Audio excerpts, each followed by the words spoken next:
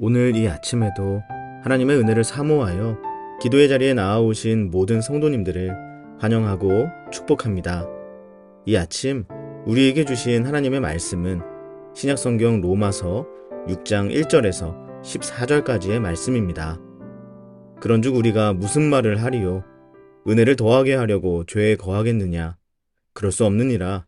죄에 대하여 죽은 우리가 어찌 그 가운데 더 살리요? 무릇 그리스도 예수와 합하여 세례를 받은 우리는 그의 죽으심과 합하여 세례를 받은 줄을 알지 못하느냐. 그러므로 우리가 그의 죽으심과 합하여 세례를 받음으로 그와 함께 장사되었나니 이는 아버지의 영광으로 말미암아 그리스도를 죽은 자 가운데서 살리심과 같이 우리로 또한 새 생명 가운데서 행하게 하려 함이라. 만일 우리가 그의 죽으심과 같은 모양으로 연합한 자가 되었으면 또한 그의 부활과 같은 모양으로 연합한 자도 되리라. 우리가 알거니와 우리의 옛사람이 예수와 함께 십자가에 못 박힌 것은 죄의 몸이 죽어 다시는 우리가 죄에게 종노릇하지 아니하려 함이니 이는 죽은 자가 죄에서 벗어나 의롭다 하심을 얻었음이라. 만일 우리가 그리스도와 함께 죽었으면 또한 그와 함께 살 줄을 믿노니 이는 그리스도께서 죽은 자 가운데서 살아나셨음에 다시 죽지 아니하시고 사망이 다시 그를 주장하지 못할 줄을 알미로라. 그가 죽으심은 죄에 대하여 단번에 죽으심이요 그가 살아계심은 하나님께 대하여 살아계심이니 이와 같이 너희도 너희 자신을 죄에 대하여는 죽은 자요 그리스도 예수 안에서 하나님께 대하여는 살아있는 자로 여길지어다.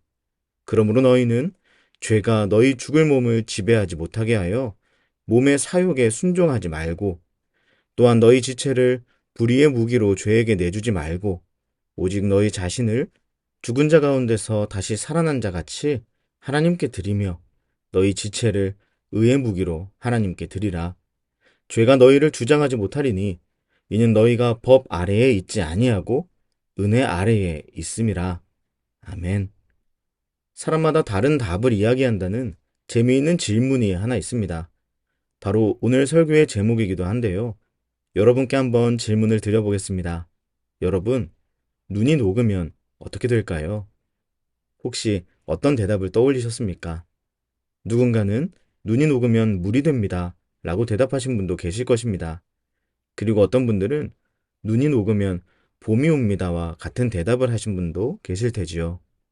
보통 이공계열에 계시는 분들은 눈이 녹으면 물이 된다고 답을 많이 하시고 문과 계열에 계시는 분들은 눈이 녹으면 봄이 온다고 말씀을 많이 하신다고 하는데요. 어떤가요? 그럴싸한가요? 참 재미있는 질문이죠. 그런데 오늘은 이 질문을 우리의 영적 상태를 들여다볼 수 있는 창문으로 한번 삼아보고자 합니다. 어제 본문에서 우리는 이제 더 이상 죄가 사망 안에서 우리에게 왕노릇할 수 없음을 확인했습니다. 우리는 모두 그리스도로 말미암아 은혜와 의의 선물을 넘치게 받아 그리스도를 통하여 생명 안에서 왕노릇하며 살아갈 수 있게 되었죠.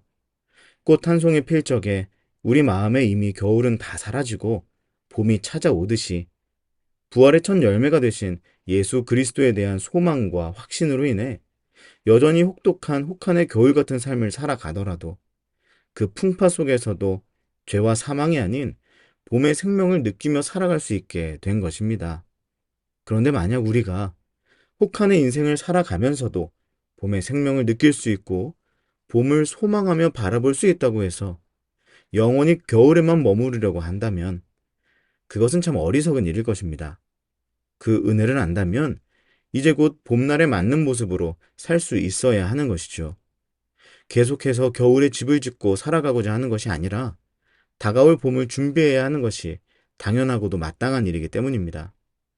아무리 그렇게 버틴다고 해도 다가오는 봄이 멈추는 것도 아니고 아무리 애를 써도 언젠가 겨운에 쌓인 눈들은 다 녹아 사라져버릴 테니 말입니다. 그런데 이와 비슷한 어리석은 일들이 우리에게 참 많이 나타납니다. 죄와 사망의 권세 아래서 살아가면서도 은혜를 겪을 수는 있다는 이유로 계속해서 죄와 사망의 땅에 머무르려고 하고 그곳에 집 짓고 살아가려 하는 모습들이 우리에게 있지 않습니까? 죄와 사망의 땅에서 살아가며 그동안 얻어낸 많은 세상의 것을 포기하는 것에 매우 아까워하는 모습들, 지금까지의 생활 방식을 바꾸고 예수님 따라 사는 것이 참 부담스럽고 힘들다는 이유로 이전의 삶을 떠나지 않으려는 모습들이 우리에게 있습니다.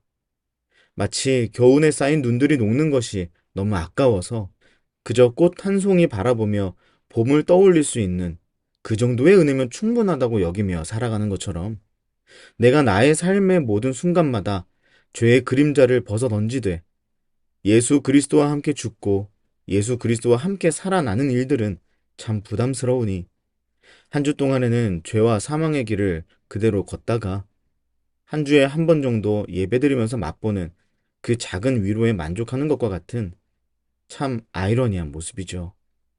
사랑하는 여러분, 그런데 오늘 본문은 이러한 모습들에 꽤나 단호하게 말씀합니다. 1절과 2절 말씀입니다. 그런즉 우리가 무슨 말을 하리요? 은혜를 더하게 하려고 죄에 거하겠느냐? 그럴 수 없느니라. 죄에 대하여 죽은 우리가 어찌 그 가운데 더 살리요? 아멘. 본문은 우리가 더 이상 죄에 거할 수 없다고 말합니다. 왜냐하면 우리의 위치와 가치가 예수 그리스도로 인해 완전히 바뀌었기 때문이죠. 우리는 우리를 죄와 사망에서 건져내어 영원한 생명으로 부르신 그 예수 그리스도로 인해 그리스도 밖에 머물던 인생에서 그리스도 안에 속한 인생으로 우리의 영적인 위치가 바뀌었습니다. 그리고 우리의 영적 가치 또한 이 세상 가운데 나의 열심으로 쌓아 올릴 수 있는 그만큼의 가치에서 이제는 우리를 위해 죽으시고 부활하신 예수 그리스도만큼의 가치로 변화된 것입니다.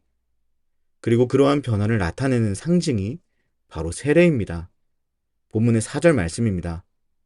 그러므로 우리가 그의 죽으심과 합하여 세례를 받음으로 그와 함께 장사되었나니 이는 아버지의 영광으로 말미암아 그리스도를 죽은 자 가운데서 살리심과 같이 우리로 또한 새 생명 가운데서 행하게 하려 함이라.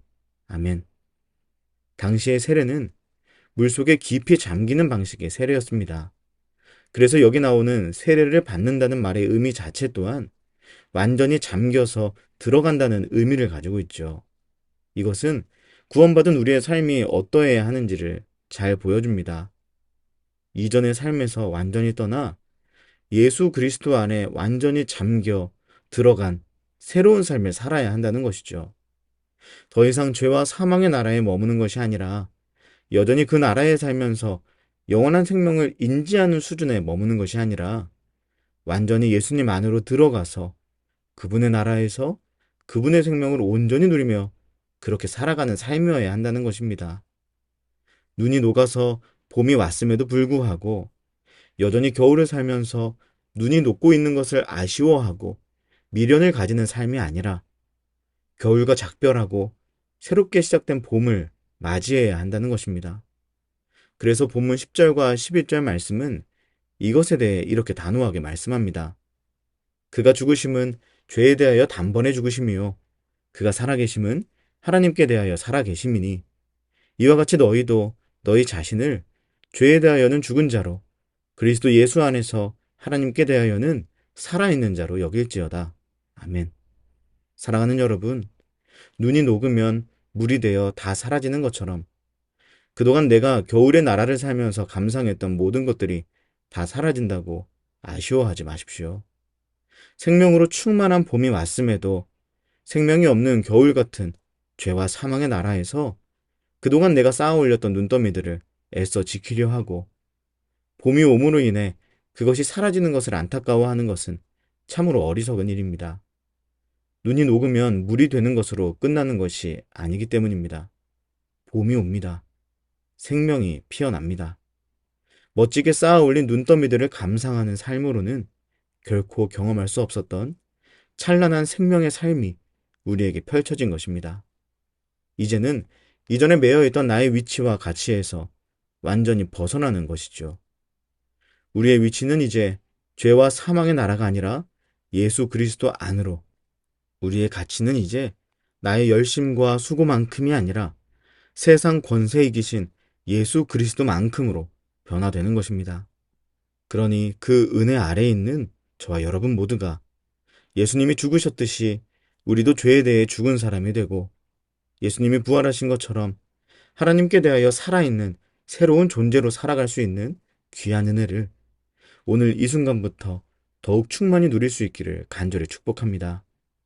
그렇게 아무리 애를 써도 그 겉모습은 아름다우나 생명은 없는 그 눈송이들만을 맺을 수밖에 없었던 그 죄와 사망의 나라와는 영원히 작별하기로 결단하고 이제는 생명의 꽃과 거룩한 열매를 맺을 수 있는 예수님의 나라, 그 은혜의 날을 살아가겠다고 다짐하며 오늘 이 아침을 시작할 수 있는 우리 모두가 될 수 있기를 주님의 이름으로 간절히 축복합니다. 기도하겠습니다. 죄와 사망의 나라에서 해방되어 예수의 나라를 살아가게 하소서.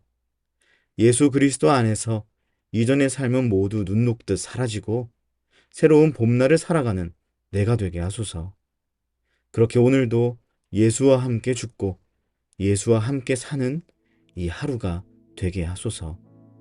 그리고 우리 개인의 기도 제목을 놓고 우리의 가정과 다음 세대 자녀들, 사랑하는 청년들을 위해 기도해 주십시오. 또한 사김의 교회가 새로운 임시거처로 이전합니다. 이곳에서의 생활과 앞으로의 예배 장소를 위해 기도해 주시기 바랍니다. 마지막으로 이 나라와 민족과 온 열방을 위하여 한마음과 한뜻으로 기도하며 나아가겠습니다. 함께 기도하시겠습니다.